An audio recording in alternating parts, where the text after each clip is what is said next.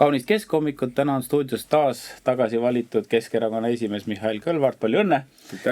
Ja aseesimees Lauri Laats, kes ühtlasi on ka Riigikogu Keskerakonna fraktsiooni esimees. Ja kongress läks hästi, Mihhail, sa said peaaegu kõik hääled, 3 jäi puudu, mis juhtus? 8 jäi puudu või? No see oli ikkagi väga hea tulemus. Ma arvan, et Keskerakonnal oli hea tulemus, arvestades, mida me pidime kogema viimase 2 aasta jooksul. Ma arvan, see koht, kuhu me täna jõudsime, on tegelikult suur saavutus. Ja samas poliitikas ju lõppeesmärki ei ole, ainult vaheetapid, ehk siis vaheetapp ja järgmine eesmärk on Riigikogu valimised. Lauri, mitu kohta järgmises Riigikogus sul on ja Keskerakonnal? Keskerakonnal. No sul, sina juhid praegu Keskerakonda Riigikogu. Ei, no kui võtta see vaheetapis, siis just nimelt 27. aasta Riigikogu valimised ongi vaheetapp kogu see valimisprotsesside nii-öelda lõikes ja poliitikas. Ma arvan, ja ma küsisin ka Kassilt, et kui palju meil siis ikkagi selline tulemus võiks olla, et mis selline tulemus võiks olla. Ma arvan, et see tulemus võiks olla kuskil 24-25 kohta.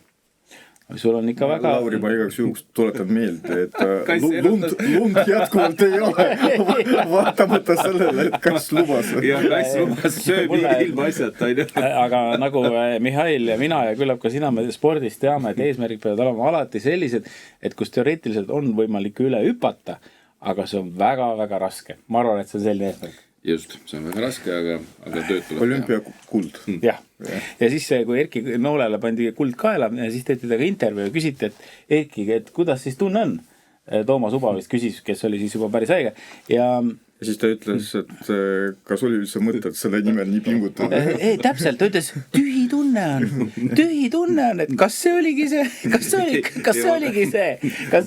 mille pärast võib-olla oli see tühi tunne, et mis siis edasi vaata. Ja täpselt see oligi, ja pärast seda tuli ainult istumine Riigikogus, mis oli suhteliselt igav, ma arvan. Nii, aga kuna meil on täna saade, millega võtame kokku aasta, siis me otsustasime valida ühe sellise teemavaldkonna Eestist ja teise teemavaldkonna maailmast, mis meid on kõige rohkem mõjutanud. Ja loomulikult me ei saa jätta rääkimata erinevatest sõdadest kogu maailmas. Me enne saadet ajurünnaku käigus sõnastasime selle nii, et see on üks igavese sõja aasta. See kestab igal pool ja ära ei lõppe.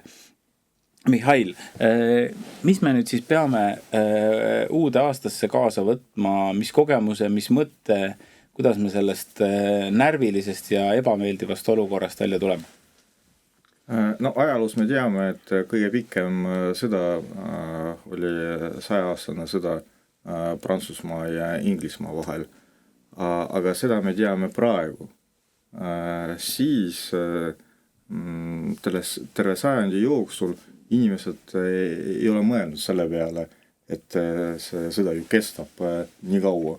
Et olid need samad vaheetapid, oli rahuaeg, oli sõjaaeg ja 4 põlvkonda. Ehk siis lõpliku hinnangu saavad anda ainult tulevased põlvkonnad, mida see meie praegune periood nagu tähendab. Ma arvan, et sõda Ukrainas pani meid jälle mõtlema, mis on sõja tähendus. Aga samas me peame tunnistama, et sõda maailmas ei ole kunagi lõppenud. Eriti nendel kontinentidel, millega meil ei ole igapäevast kokkupuudet. Ja seega meile tundub, et sõda kestab ainult viimased 4 aastat, ehk siis see sõda, mis toimub Ukrainas. Tegelikult sõda kestab kogu aeg, eriti Aafrikas. Ja Aafrika inimesed tihti kurdavad, et seal inimesed kaotavad elu igapäevaselt. Ja maailma tähenduses, eriti eurooplastele, tegelikult see ei tähenda midagi. Aga kui Euroopas on sõda plahvatanud, siis eurooplastel tundub, et kõik peavad suunama tähelepanu ja kaastunnet. Et see on võib-olla natuke selline laiem üldfilosoofilisem küsimus, aga minu arvates väga oluline, et kui palju me tegelikult tajume tragöödiat ja valu, mida tekitab sõda siis, kui see on kuskil kaugemal. Loomulikult me tajume seda, kui see on nii lähedal ja kui puudutab meid, aga tegelikult sõda on mitte ainult osa inimeste ajaloost, vaid see on igapäevane reaalsus. Sõda on igapäevane reaalsus. Lauri, mis me nüüd arvame sellest praegusest rahuprotsessist? Sellest on väga palju juttu olnud viimase nädala jooksul ja on jäetud mulje, et ollakse juba väga-väga lähedal, räägitakse, et 90% on kokku lepitud. Kuidas Toompealt see asi paistab? Tead, vaata, ühes küljest, mis on nagu kokku lepitud ja mis pilti tegelikult me näeme igapäevaselt meedias on ja mida ka teatud komisjonid räägivad, siis ega tegelikult ei ole midagi kokku lepitud ennem, kui on kokku lepitud lõplikult ja allkirjad all. Ja ka see tegelikult, et kui allkiri pannakse alla või allkirjad, siis ega see ka lõppkokkuvõttes ei pruugi tagada selle siis rahu või vaherahu on ju. Et küsimus on, kas on olemas tahtmine ja kas on olemas nii-öelda selline momentum, kus tegelikult nii-öelda tähed on lubavad sellised kokkuleppeid sõlmida ja nad peavad ja ka edaspidi nad hakkavad pidama. Ja vaadates neid signaale, siis on raske arvata, et praeguse protsessi nii-öelda tagajärjel see siin lähiajal see rahu sünnib. Ja kui sa vaatad ka seda Euroopa üldist praegu ka hoiakut ja tegevust selles suunas, mis puudutab Vene rahade siis konfiskeerimist, mis on praegu Belgias, siis see on ju paralleelne veel tegevus kogu selle rahulepingu nii-öelda sõlmimise juures, et selgelt on ju suund võetud selleks, et need rahad saaks konfiskeerida ja eraldada siis Ukrainale, aga seal on ka hästi palju juriidilisi nüansse ja nõutakse ju liikmesriikidelt garantiisi ja nii edasi. Et kui sa vaatad, et tegelikult 2 paralleelset tegevust nagu toimub ja see nagu väga palju tegelikult ei anna märku sellest, et see tegevus, mis puudutab selle vaherahu sõlmimis praegu, et see kannab nagu vilja. Aga sul on nagu õigus, et tõesti, et maailm on pidevalt konfliktis, sõjad käivad. Ma arvan, meie soov mõtlemine, et väga paljud ma olen kuulnud, et me oleme 21. sajandis ja meil on ikkagi siiamaani 21. sajandis sõjad on ju. Ja ma arvan, et mikski pärast ka eelmistel sajanditel tehti sellist kokkuvõtted, aga vaata see eelmine sajandil me käis sõda, et ja kõik on loodavad, see uus sajand, mis käib või mis tuleb, on parem. Ja see on inimloomus, see on normaalne. Aga reaalsus on ikkagi see, mida me igapäevaselt näeme ka see aasta. On see siis Lähis-Ida, on ta siis nüüd Tai ja Kambodža vaheline konflikt, on ta siis vahepeal Pakistani ja India piirikonflikt. Et need konflikte tegelikult on ju päris palju, mis igapäevaselt korraks tõusevad ja siis jälle langevad ja niimoodi see kahjuks on. Ma olen nagu Lauriga nõus, et tegelikult me peame tunnistama, et kõik see, mis on seotud Ukrainaga, on väga mitmekiheline. Et käivadki erinevad protsessid. Ja ma arvan, et tegelikult Euroopa praegu enda initsiatiividega püüab kuidagi laiendada enda mõju. Sest on olemas väga selge arusaam, et peamised protsessid käivad kuskil nagu eraldi. Ehk siis lepitakse omavahel kokku, aga Euroopa roll on minimaalne, sest sellega tegeleb eelkõige Ameerika ja tegeleb otse Ukraina ja Venemaaga. Ja Euroopa tunneb, et kaotab enda mõju ja rolli ja siis püüab enda initsiatiividega seda taastada. Noh, kui palju sellest kasu on, ma arvan, täna juba tuleb tunnistada, et see mõju on suht marginaalne. Sest mingi hetk me pidime tunnistama, et meil ei ole piisavalt jõudu, ehk siis raha, relva, inimesi, et olla päriselt Ukrainale garantiiks, seda enam, et tegelikult Euroopas ei ole ka ühtsust. Ja kui see arusaam muutus selgemaks ja Ameerika seisukohad ja positsioonid muutusid reljeefsemateks, siis tegelikult oli juba selge, et kes otsustab ja kuidas otsustab. Et otsustab Ameerika ja see, mida nad kasutavad, on lihtsalt jõud. Kas teile meelde ei tundu, et Euroopa põhiprobleem ei ole isegi mitte see, et Ameerika on talle selja pööranud justkui ja sellest on palju olnud juttu, vaid Euroopas ongi nõrgad juhid ja sellest räägitakse ka väga palju ja siin ei olegi üks konkreetne inimene, Ursula von der Leyen või Macron või mõni teine oluline juht, vaid on selline sündroom, et see ideoloogilised ideed on nii heitlikud, nii sellised, kuidas öelda, välismõjudest niivõrd palju konjunkturistlikult muutunud, et ei olegi võimalik sellist ühtset tugevat poliitikat teha ja lihtne näide on loomulikult tuumajaamade sulgemine Saksamaal, mis lihtsalt ma kujutan ette, et Angela Merkel luges ajalehte, mis Jaapanis toimub ja siis otsustas, et paneb kõik tuumajaamad kinni, aga tegelikult üldse ei mõelnud, et mida see kaasa toob, eks ole. Sükst analüüsi nagu ei olnud.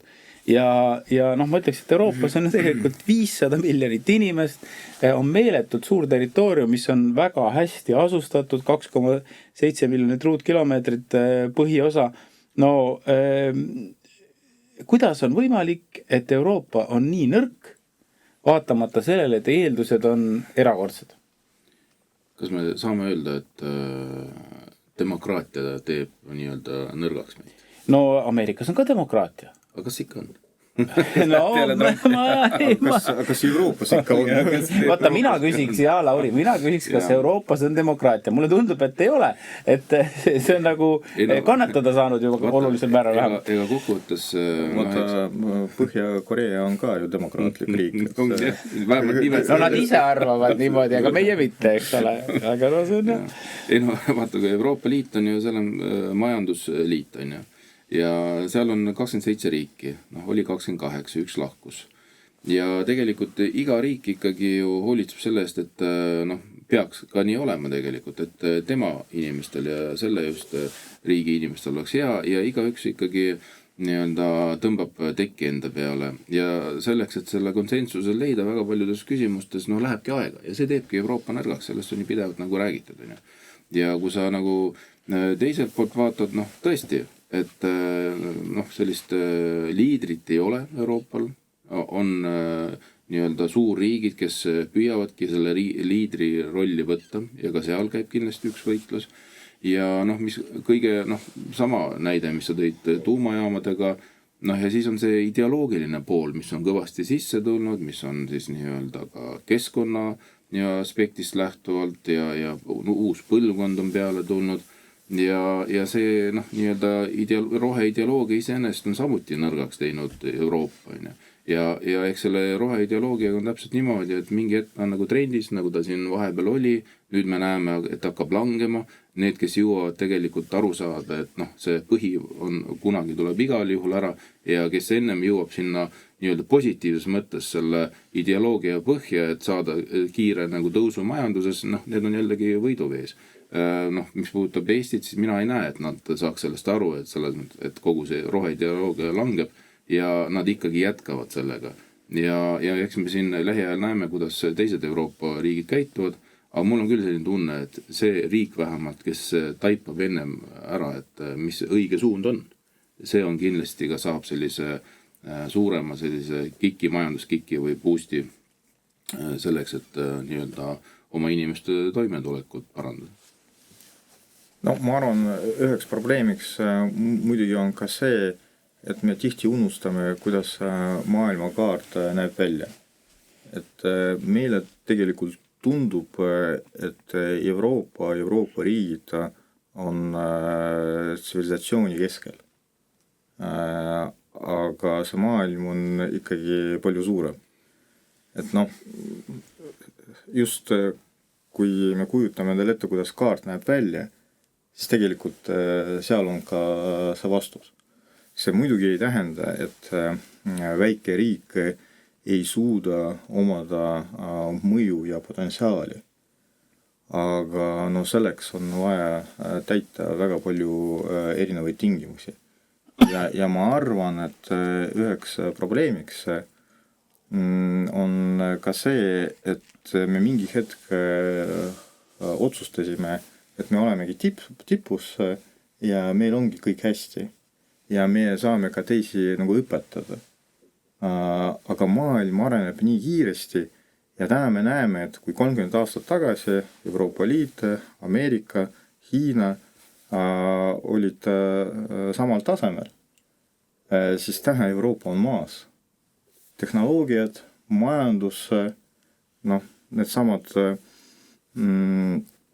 IT ja täna isegi mitte IT, vaid eelkõige tehisintellekti tehnoloogiad. Me oleme Euroopa tervikuna 10 aastat nagu maas. Et 10 aastat IT tehisintellekti tehnoloogiates, see tähendab, me oleme igavesti maas. Ja sellist arusaama ei ole tekkinud ja ma olen sellega ka nõus ja see on võib-olla laiem ajalooline, üldfilosoofiline küsimus, mis on isiku roll ajaloos ja täna, noh, mis siin ikka tuleb tunnistada, mina ei näe Euroopas inimest, liidri, kellel oleks ajalooline roll. Ja võib-olla see on tingitud ka sellega, et tegelikult just sellepärast, et me kardame autoritaarsust, siis noh, süsteem ei lase võib-olla nendele isikutele kuskile jõuda. Aga see omakorda viib meid nii kaugele, et siis me pidurdame ka arengud. Kui me nagu kardame ühiskonnas inimesi, kes mõtlevad teistmoodi, kes võib-olla on aktiivsemad, siis kui me näeme, et see võib olla autoritaarsuse oht, siis tegelikult see autoritaarsus tekib nagu teisest küljest. Ja noh, tuleme tagasi jälle Rein Veidemanni case'i juurde. Et noh, inimesel on arvamus, see ei lähe kokku isegi mitte mainstreamiga, vaid konjunktuuriga ja nagu see konjunktuur teeb kõik selleks, et arvamust ei oleks kuulda.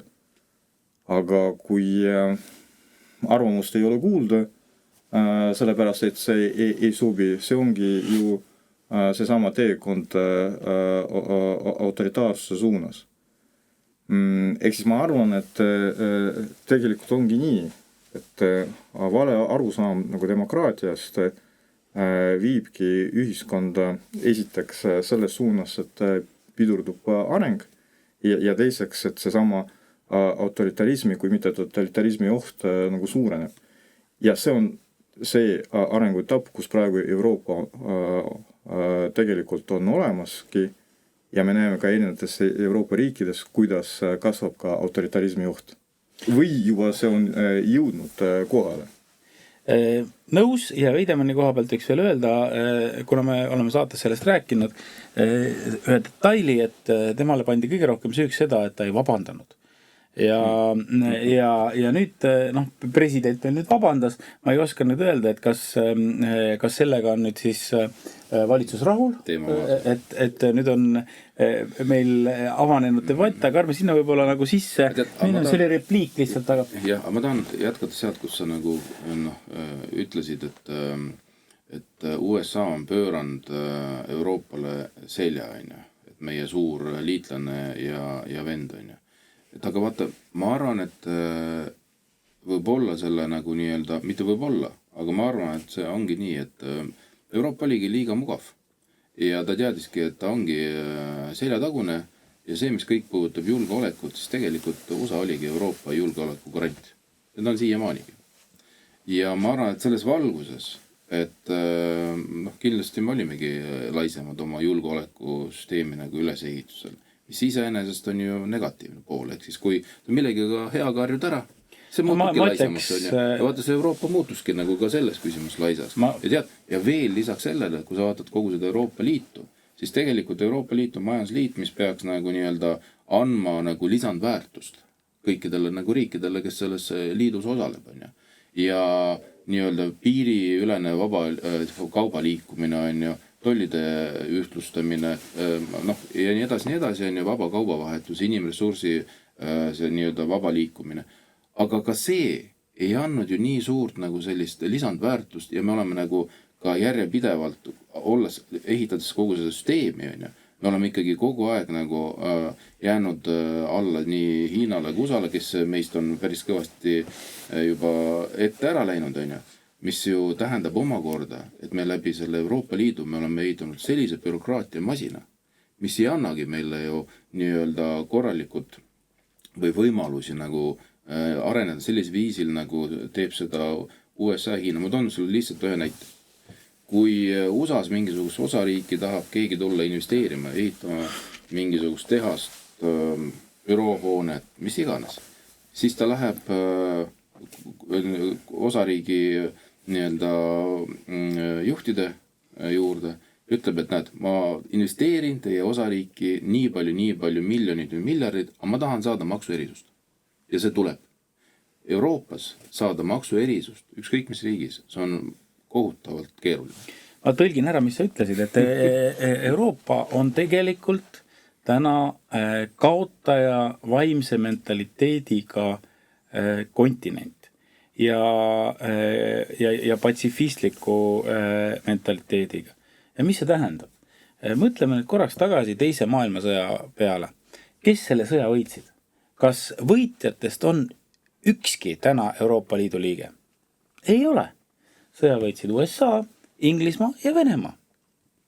Ja tänasel hetkel kogu Euroopa süda on Saksamaa, see on pikka aega niimoodi olnud, aga kui te olete vaadanud Saksamaa kaarti, näiteks ütleme seal 1914, siis sellel ajal Poolat üldse ei eksisteerinud, sest Poolat 1795 kuni 1918 üldse ei eksisteerinud.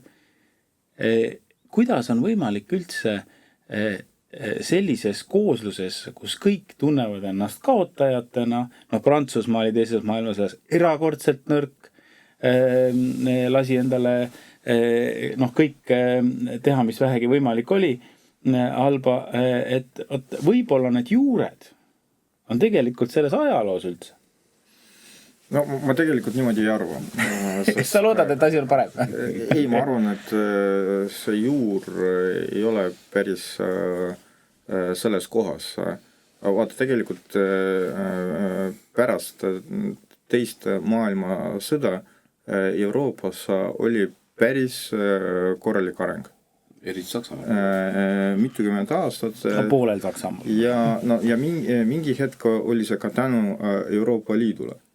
Nii kaua, kui Euroopa Liidus olid tugevamad riigid ja ei olnud vaja kehtestada toetussüsteemi, siis see areng oli tegelikult päris suur ja kiire.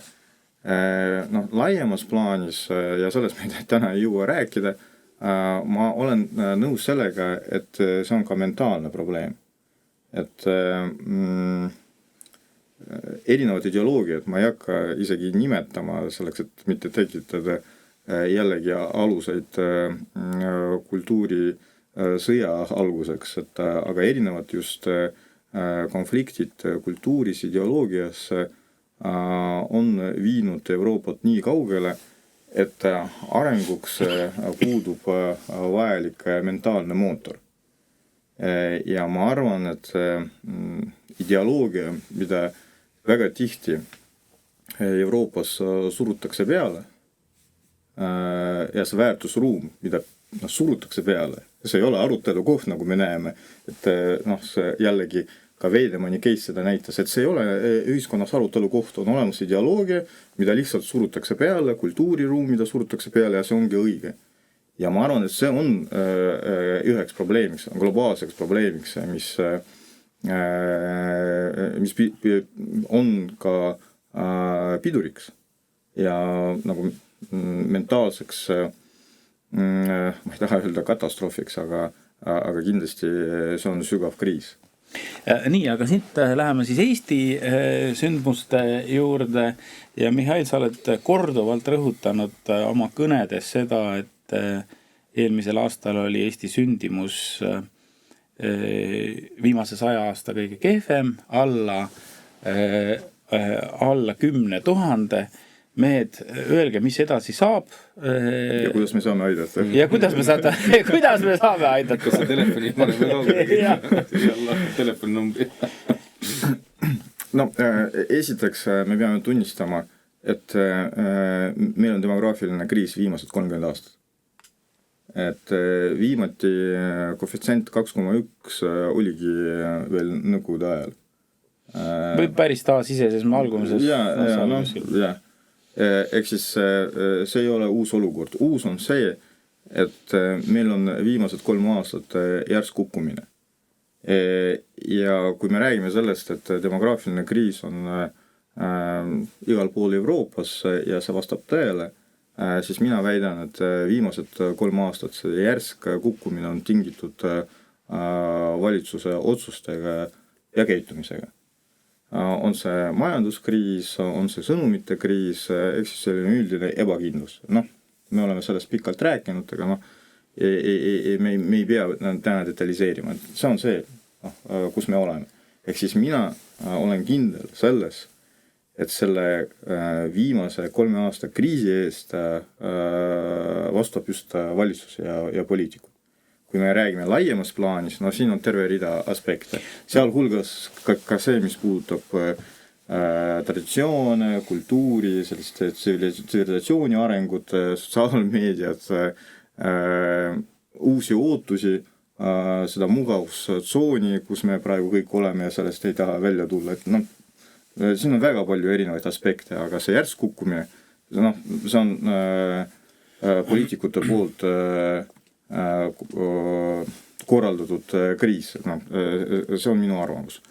Nüüd nagu laiemas plaanis, et kui me seda ei lahenda, siis kõik muud kriisid ei oma tähtsust tegelikult. Ja see ei ole ainult pikema perspektiivi küsimus, see on tegelikult operatiivne kriis, sest teadaolevalt, kui ja see on matemaatika, kui demograafiline kriis süveneb, mingi hetk tekib see olukord, et kui me kukume veel, siis tagasiteed peaaegu ei ole. See on demograafia, see on statistika. Ja laiemas plaanis, ma arvan, meie üldine probleem seisneb selles ja demograafia kriisi ei ole võimalik teistmoodi lahendada. Et kui ei ole valijatsetel, valitsusel, poliitikutel, riigijuhtidel pikema visiooni, ehk siis nagu aru saama, kuidas riik areneb järgmised 30 aastat, siis demograafia kriisi ei ole võimalik nagu lahendada. Ja meie probleem täna seisneb sellest, et meil puudub pikem visioon, meil puudub kompetentsus, analüüsivõimekus ja meil puuduvad suuremad narratiivid. Need on suuremad ühiskonna probleemid. Et mitte ainult pikem ei puudu, Mihhail, et selles mõttes siia midagi raske lisada, aga puudub ka lühema aja nii-öelda analüüs, et rääkimata pikemast. Ja me näeme seda ju igapäevaselt ka Riigikogus, et kui me Keskerakonna poolt pidevalt küsime, et miks te ei ole toonud meil seda teemat Riigikokku, miks te ei ole seadnud prioriteediks meie demograafilise kriisi lahendamise ja sealt lähtuvalt siis üles ehitada kogu muu poliitika, siis sealt nüüd paistab see suhtumine, et hoitakse 10 küünega oma toolis kinni ja ülejäänud nagu üldse nagu ei ole nagu nende mure. Mul on tegelikult teile täiesti tõsine ettepanek, et kui nüüd Keskerakond saab taas valitsusse, siis me peaksime hakkama toetama ööklubisid. Sest ma käisin Tartus ühel jõulupeol, mis toimus endises Atlantis ööklubis, see on ammu kinni. Ja siis ma tegin väikese sellise arutelu, et miks enam inimesed ööklubides ei käi. No mina ei käi, aga jäi selline mulje, et nad üldse ei käi. Ja et ööklubidel läheb väga halvasti, aga ööklubidel on üks otsene seos, et seal inimesed leiavad endale kaaslasi. Ja Eestis otse tee, sa tahtsid ja seal on võimalik leida endale kaaslasi, seal ei peagi võib-olla haridust kohe nagu välja näitama, sest Eesti naistel on see väidetavalt meedia järgi probleem, et nad on liiga targad ja Eesti meestel on see probleem, et nad on liiga rumalad, nad ei ole kõrgharitud, sobivaid kaaslasi ei leia. Aga võib-olla, kui näiteks oleks ikka valitsuse toetusmeede ööklubide avamiseks, et siis võib-olla asi hakkaks vaikselt paremaks minema. Tead, mis veelgi tõhusam meede on? Paneme Eesti riigis interneti kinni, siis ei ole meil ka nii-öelda valitsuse kusjuures ma olen nõus, et see tuleks ära keelata üldse, tähendab isegi mitte kinni panna, et see tuleks täiesti ära keelata. Tegelikult Lauril on ju õigus, et see on osa nagu sellest suurest probleemist, et noored inimesed tõepoolest ei oska ja enam ei soovi ka suhelda. Et kui selleks on olemas sotsiaalmeedia, siis see on päris probleem. Et milleks kohtuda, milleks kedagi otsida, milleks käia ööklubides, kui kõik see elu toimub sotsiaalmeedias. Et ja see on tsivilisatsiooni jaoks probleem. Kõik see, mis toimub internetis. Ma ei taha olla mingi tagurlane, aga see on reaalsus. Ja teine probleem on see, et noored inimesed ja üldse inimesed, me oleme muutunud liiga, me soovime, et see meie keskkond oleks liiga mugav. Me ei soovi endale raskusi, me ei soovi endale ebamugavusi, me soovime tegeleda ainult enda eluga, ja sellest tekib see suurem kultuuriline probleem, mis mõjutab demograafiat. Aga nüüd on teil võimalus meie headele kuulajatele, vaatajatele soovida häid jõule ja headut aastat. Mihhail, sa alustad? Ma soovin kõigile, et igas peres oleks Lauri kass. Aga mitte, et ta nii palju ei sööks. Aga ta ei sööks, vaata, ta ei sööks. Ja tal oleks palju mõtteid. Ja kui ta midagi ennustab, siis ta ei valetaks ka. Aga muidu oleks Lauri kass. Aga tegelikult ma arvan, et oleks tore, et igal perel oleks rohkem võimalusi ja põhjusi olla koos, isegi kui kassi ei ole. Ja, et mina soovin ka, et kui vähegi võimalik, et võtaksite aega, veedaksite seda aega oma perega, lähedastega, sõpradega ja loodame, et ka minu kassi ennustus peab paika ja ka jõulude ajal sajab natukene lund. Mina soovin omalt poolt rahu ja rahulikku aastavahetust. Vaadake kindlasti ETV jõuluteenistust Jõelähtme kirikust. Ma usun, et see tuleb väga vahva ja teie kõigiga kohtume taas 7. jaanuaril, siis on kindlasti vahepeal juhtunud väga palju toredaid asju, mida me saame arutada. Ja täna olid stuudios Keskerakonna esimees Mihhail Kõlvart ja Keskerakonna aseesimees, värskelt valitud Riigikogu fraktsiooni esimees Lauri Laats.